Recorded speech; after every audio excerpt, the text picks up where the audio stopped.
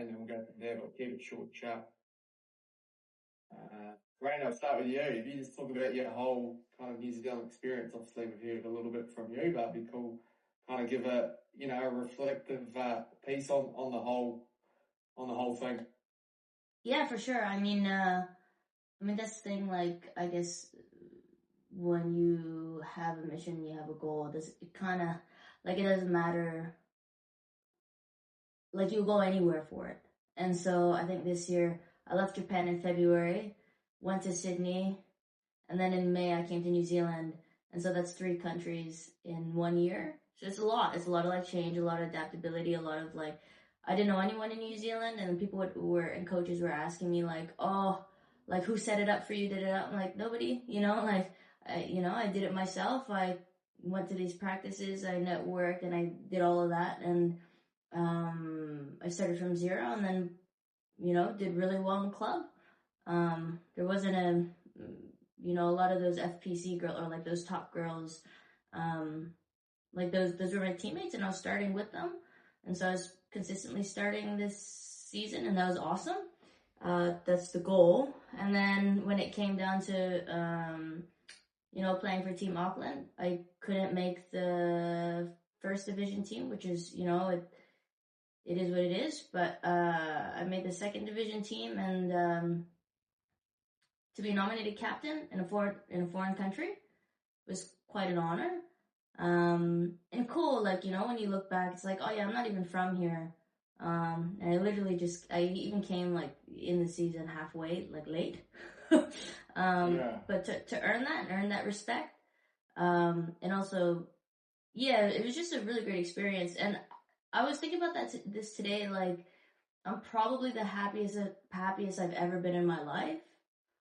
And it's weird because I think when I imagine happiness, it's not what I expected. Like, it's not this, like, necessarily euphoric feeling.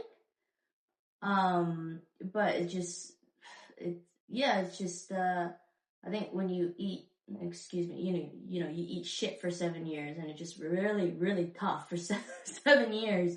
And then you finally kind of, get to taste the fruit from the tree. It's like I'm glad that it's happened this way, because I'm coming from a place of gratitude, and I'm not taking anything for granted. And that obviously will affect my rugby. And so I'm not playing from a place of, like, lack. I'm playing now from a different angle, and also adjusting to that. And I think I've been playing for a really long time from that sort of, like, earning it, sort of lack kind of angle, kind of gritty angle. So yeah, just, like, learning myself a little bit more. Sorry, it's kind of long-winded, but it's been a big year. Yeah, it's been a big year. And I'm sure before you went to New Zealand, you would have had this idea that happiness would have been making that first team. Yes. It's quite interesting that it's actually the whole experience and the journey and what you've learned, and most importantly, the connections you make as well. Yes, and that's probably the greatest thing about any sport, especially rugby, because it's a contact sport. You've got to put your body on your line, so the connections you have with people, and now, when they come over to Japan or they come over to Canada, like, you've got that instant, connection, and that you've shared a field with different people. So that's awesome. Great to hear. Thank you, Cody. I appreciate it. And go game by game. Yeah, I think the positive thing for yourself is that you feel it's close. You feel like you're not that far away. Yeah, definitely. It's definitely, like, in reaching distance. That's what I like. I feel much more positive. Yeah. Awesome. Great. Good to hear from you, but yeah, we'll catch up for a call soon as well. Definitely. So Reina, anything you want to share before I show some quick clips?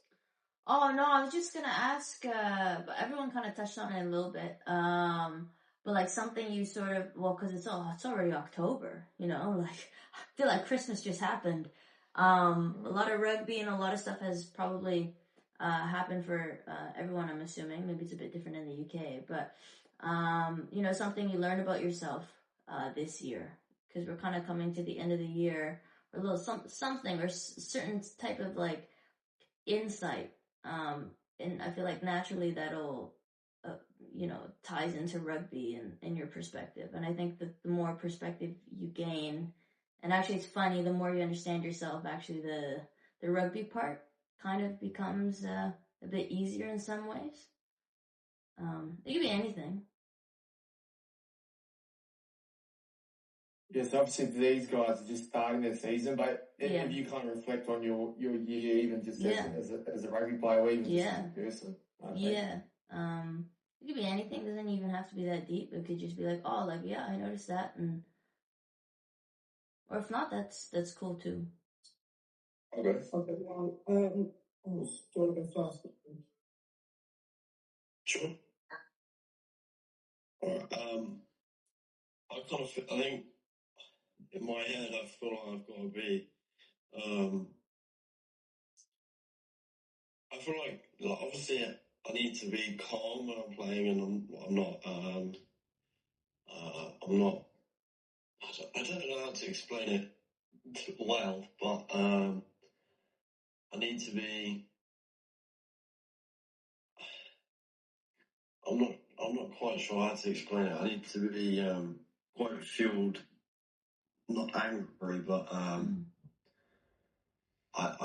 don't just want to be calm, because I feel like I then become complacent. I want to be really motivated, because I feel like that's when I get the best out of myself. Not just when I'm relaxed about things, I guess. No, that makes sense. And like, I think that's really important, especially at your position. Like, you have to know yourself, you have to know your temperament, you have to know your mentality, you have to know what's gonna make you be on top throughout the entire game. Just like, not just little moments here and there. And I think that's a big, even though you might not be able to fully articulate it now, I think that's a really big thing that you kind of unlocked. So yeah, thanks for sharing, Reese. Yeah, I saw Dan Bigger talking about it a while ago, and he was talking about, like, I wouldn't say I'm always like him, but he was saying like he had to be on edge when he was playing. Like, that's why he was so angry. But he talks about being on edge when he was playing, and I don't think I have to be on edge, but I think I relate to that in some way. Yeah, for sure. And also, the cool thing is too, like, that might be your thing until you retire, or it might also evolve and change, like, as you grow up and your values change, and that means your game's going to change, like, your approach is going to change. And the approach is, like, just as important, almost even more sometimes than the actual game itself. So, no, I appreciate that.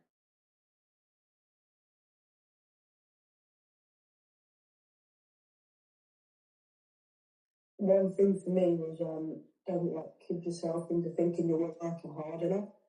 If you're not getting selected and stuff like that, you're not working hard enough. So you need to also don't compare yourself to other people. If they go home after training or something like that and sit down and don't do anything, don't compare yourselves to them.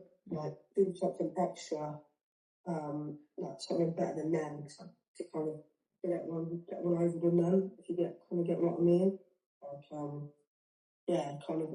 you're not working hard enough, if you're not in the team side, you're not working hard enough. So make sure you're working harder than the people that get selected in your position.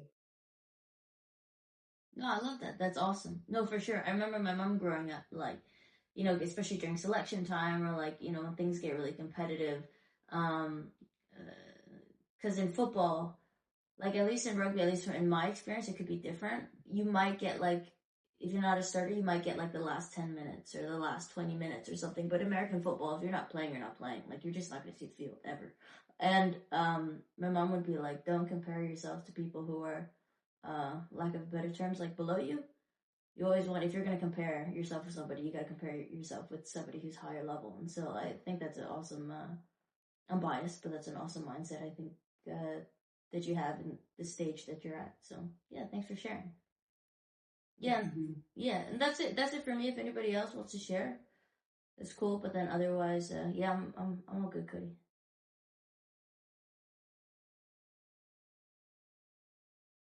Sweet. I'll keep this to 5 minutes, but I'll just show some clips from Let Us Slow You. So I had some World Cup ones, but I thought there'd be more females on this, so I'll be quick with these clips.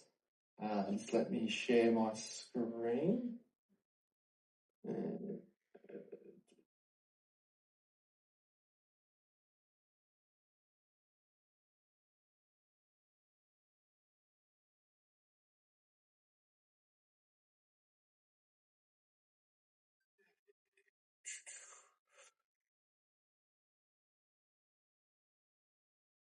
Yeah, screen. Okay. Sweet. I'll be good thing. Just a few clips. So let's see, it was pretty tight game. I thought Australia looked better. I think they've got a clearer way of playing. Like it's just obvious how they want to play with the All Blacks. Look a little bit confused, I think. Obviously they had the same coaches for a long time, and now Scott Robertson's came in and changed a few things. So I just think they look a little bit confused. But what got them over the line yesterday was just individual brilliance, like having someone like Artie Savia, Will Jordan, McKenzie. So Caleb Clark was pretty good yesterday as well. So those types of players, I just win them. But I think collectively Australia are playing better, but then individual errors kind of let them down. But just a few clips, and a big thing about the All Blacks is they like to have interplay between backs and forwards. So you see these pull passes, tips, backdoors, and they're just trying to create one-on-ones. The issue, sorry, not the issue. So it works against defences like Australia, because Australia don't really bring much line speed. You can see that. It's really passive. Their hips are to the sideline.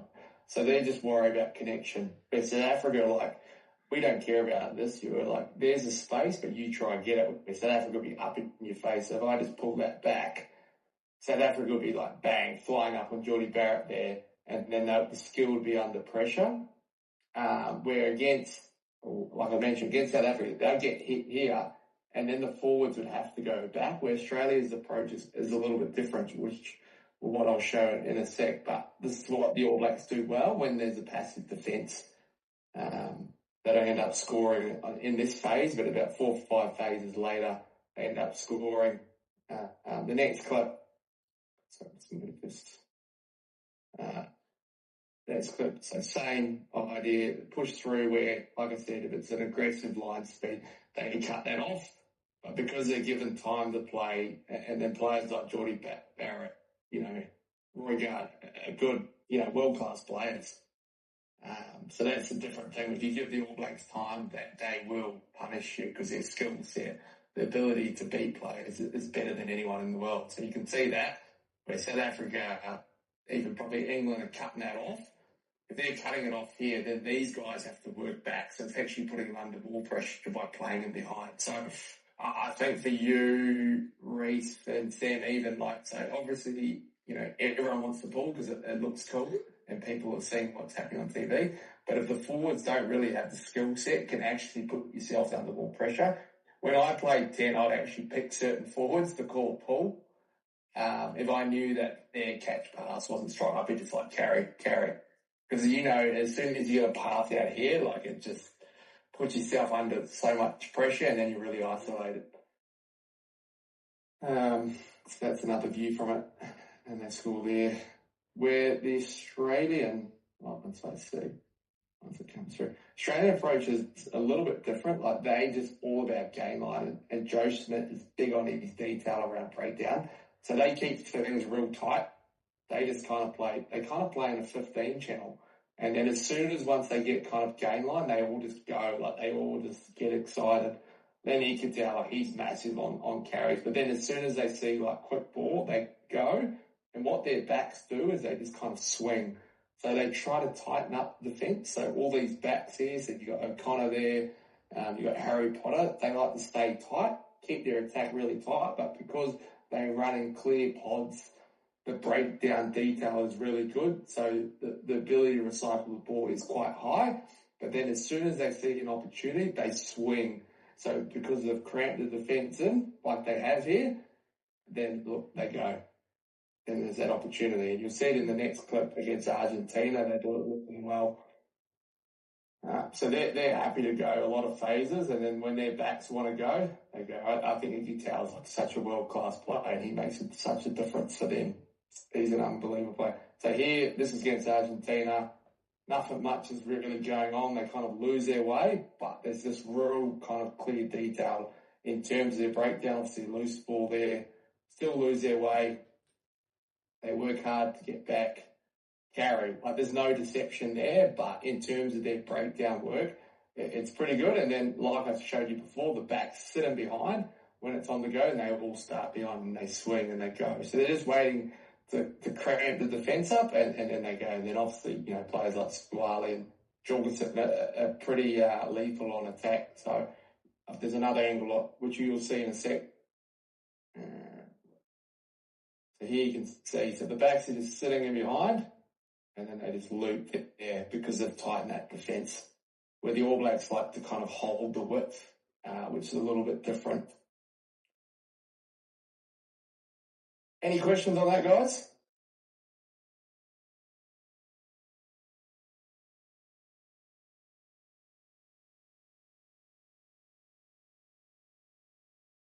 No, I guess that's all from me, guys. Thanks for jumping on the call. Hope you enjoyed it. I definitely did it. It's great hearing you guys speak to each other around how your months have been and what you're really going to focus for the next month and how your overall journey's going. So great to hear from you all. And Reina, thanks for jumping on and adding so much value as well.